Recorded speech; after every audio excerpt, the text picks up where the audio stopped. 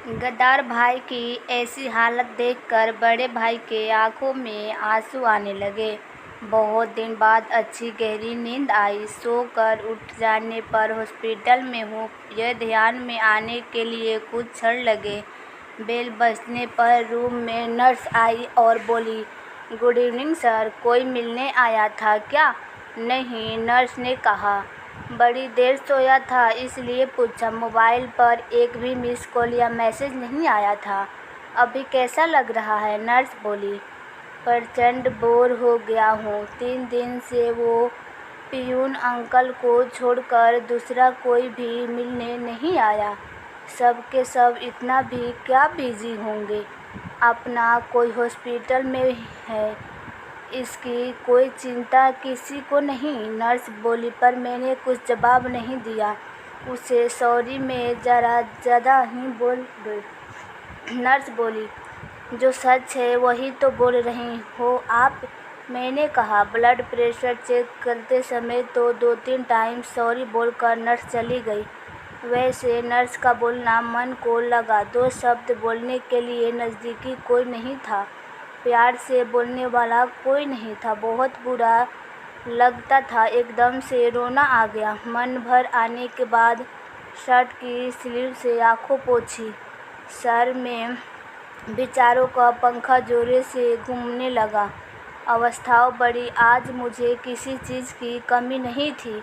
बड़ा बंगला, farm house, 3 गाड़ियाँ, बहुत सारा बैंक बैलेंस, सोशल स्टेटस सब थे।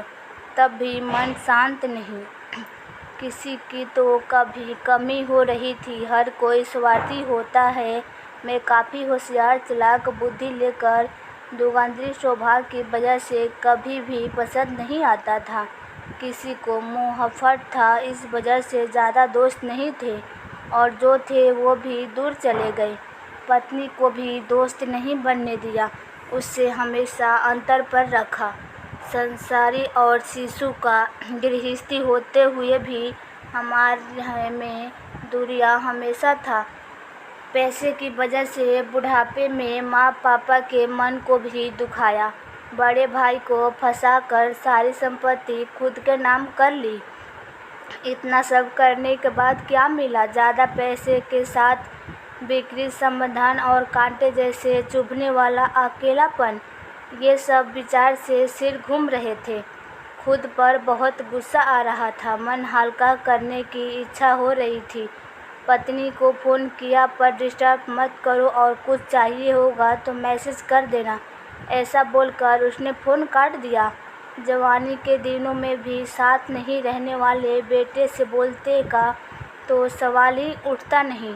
फ़ोन नंबर देखते समय भैया के फ़ोन नंबर पर नज़र रुकी।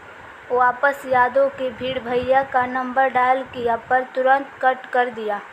वजह हमारे बीच का ना बोलना। 3 साल पहले हमारा बहुत बड़ा झगड़ा हो गया था।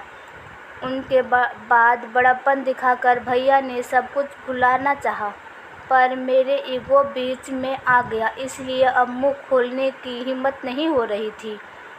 तब भी बोलने का मन हो रहा था। बाद में हिम्मत करके नंबर डायल किया और आंखों बंद कर ली। फ़ोन उठाने के बाद भैया की आवाज़ आई, भैया मैं बोल रहा हूँ। अभी तक नंबर डिलीट किया नहीं क्या तूने? छोड़, कैसे है तू? फ़ोन क्यों किया? तभी मैं भैया को बोला, आपका गुस्सा समझ सकता हूँ भैया, बहुत गलत बर्ताव किया मैंने आपके साथ। मीठी मीठी बातें करके फंसाया आपको। मन में जो भी था वो सब धार धार बोलने लगा। तभी भैया बोले, मुर्दे की बात बोल, गड़े मुर्दे मत उखाड़, हमारे बीच अब कुछ भी नहीं बचा। भैया ऐसा मत बोलो, मैं तो सिर्फ बोल रहा हूँ, आप तो पैसे के कारण भटक गया था। मैं भैया भूल हो गई मुझसे, बंटवारा हो गया, अब कुछ भी बचा नहीं, मुझे माफ़ कर दो। मैंने बोला, पर भैया की तरफ से कुछ भी जवाब नहीं मिली। मैं सुन रहा था। हूँ, बोल, क्या काम था? मुझसे से पहाड़ इतनी भूल हो गई भैया। तुझसे कहा था ना, मुद्दे का बोल, जो हुआ वो सब भूल जाओ। भैया ठीक है, भैया बेमन से बोले, पर मैं बहुत ज़्यादा भावुक हो गया। तभी भैया बोले, तुम्हारा हो गया होगा तो फ़ोन रखता हूँ, आज तो स्पष्ट रूप से बोल क्या हुआ। तभी मैं बोला, हॉस्पिटल में अकेला पड़ा हूँ भैया। क्यों, क्या हुआ?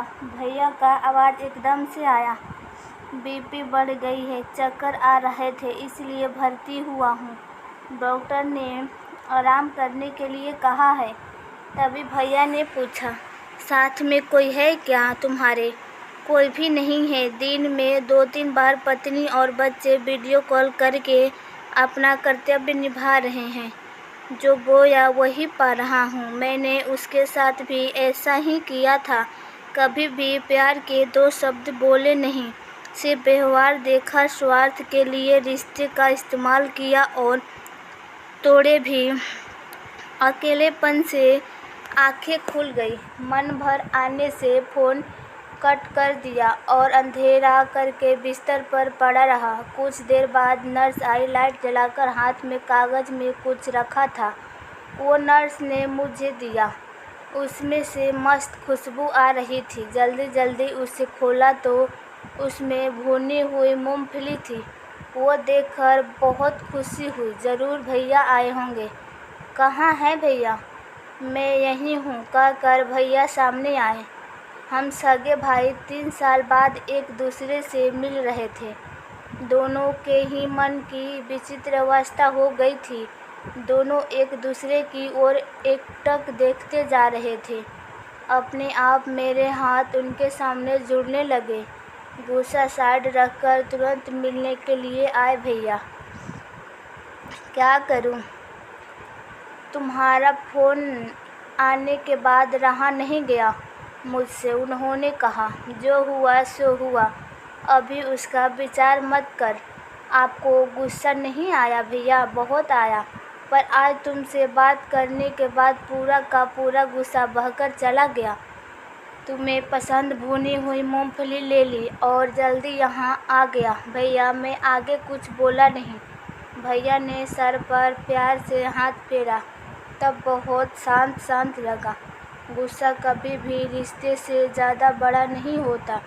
पुरानी बातों को चिपक कर रहने को दर्द दुख खुद को ही ज़्यादा होता है। एक बात हमेशा ध्यान में रखना, हमारा रिश्ता मतलब फेविकोल का जोड़। भैया बचपन में देते थे, वैसे ही मूंगफली के दानों छिलकर मुझे देकर बातें कर रहे थे। वे भुने हुए दाने का स्वाद अफलातू था। अनजाने में कचरे के डब्बे पर ध्यान गया। उसमें मूंगफली के छिलके के जगह मेरे ही ईगो मुझे